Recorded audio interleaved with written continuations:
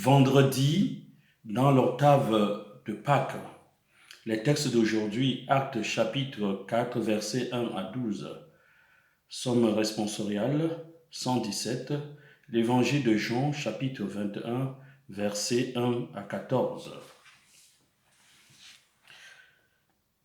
Tel un berger, le Seigneur amène son peuple et le rassure, tandis que les flots de la mer recouvrent l'ennemi. Alléluia. Au nom du Père et du Fils et du Saint-Esprit. Amen. Évangile de Jésus-Christ selon Saint Jean. Gloire à toi, Seigneur Jésus. En ce temps-là, Jésus se manifesta encore aux disciples au bord de la mer de Tibériade, et voici comment. Il y avait là ensemble Simon-Pierre, avec Thomas appelé Didyme, c'est-à-dire jumeau, Nathanaël de Cana de Galilée, les fils de Zébédée et deux autres de ses disciples. Simon-Pierre leur dit, « Je m'en vais à la pêche. » Ils lui répondent, « Nous aussi, nous allons avec toi. » Ils partirent et montèrent dans la barque. Or, cette nuit-là, ils ne prirent rien. Au lever du jour, Jésus se tenait sur le rivage, mais les disciples ne savaient pas que c'était lui. Jésus leur dit, « Les enfants, auriez-vous quelque chose à manger ?» Ils lui répondirent, « Non. » Il leur dit, « Jetez le filet à droite de la barque et vous trouverez. » Ils jetèrent donc le filet, et cette fois, ils n'arrivaient pas à le tirer, tellement il y avait de poissons. Alors, les disciples que Jésus aimait dit à Pierre, « C'est le Seigneur. » Quand Simon-Pierre entendit que c'était le Seigneur, il passa un vêtement car il n'avait rien sur lui et il se jeta à l'eau. Les autres disciples arrivèrent en barque, tenant le filet plein de poissons. La terre n'était qu'à 100 de mètres. Une fois descendus à terre, ils aperçoivent disposé là un feu de braise avec du poisson posé dessus et du pain. Jésus leur dit, « Apportez donc de ces poissons que vous venez de prendre. » Simon-Pierre monta et tira jusqu'à terre le filet plein de gros poissons. Il y en avait 153. Et malgré cette quantité, le filet ne s'était pas déchiré. Jésus leur dit alors, « Venez manger. » Aucun des disciples n'osait lui demander, « Qui es-tu » Il savait que c'était le Seigneur. Jésus s'approche, il prend le pain, il leur donne. Et de même pour le poisson. C'était la 3e fois que Jésus, ressuscité d'entre les morts, se manifeste à ses disciples. Acclamons la parole de Dieu, louange à toi, Seigneur Jésus. Mes frères, mes sœurs, chers fidèles du Christ,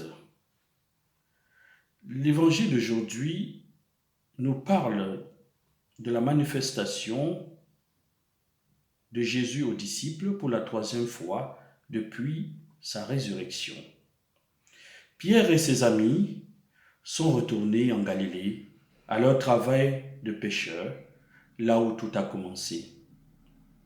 Une nuit de pêche infructueuse, c'est là où Jésus les rejoint au lever du jour.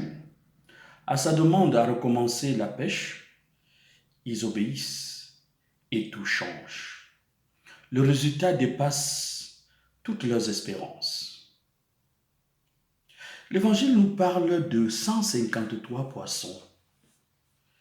Et malgré cette quantité, le filet ne se déchire pas. Ce nombre vient symboliser l'autorité et la mission universelle qui sera celle des apôtres. D'ailleurs, Pierre sera confirmé dans sa mission de pêcheur d'âmes. Et il devra comprendre que le principal travail, c'est Jésus qui le fait. En effet, bien-aimés de Dieu, les disciples n'agissent pas en leur propre nom. C'est le pouvoir de Jésus. Et c'est toujours vrai pour nous aujourd'hui. Il est à l'œuvre. Et nous ne sommes que des instruments. Donner la vie, réveiller courage et espérance, mettre un climat d'amour, ce n'est pas notre œuvre, mais celle de Dieu en Jésus-Christ. Bien-aimés de Dieu, cette manifestation du Christ se termine par le repas avec le Seigneur et servi par lui. Bien-aimés de Dieu, au début du nouveau millénaire, Jean-Paul II disait « Dans notre cœur résonnent à nouveau les paroles par lesquelles Jésus invita l'apôtre à avancer au large pour pécher.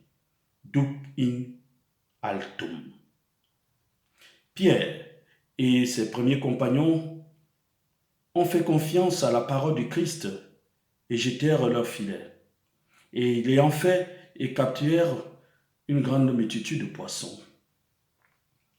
Cette parole résonne encore aujourd'hui pour nous.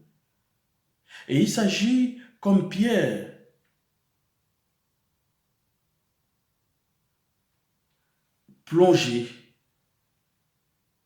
à plonger et à faire confiance à la parole du Christ.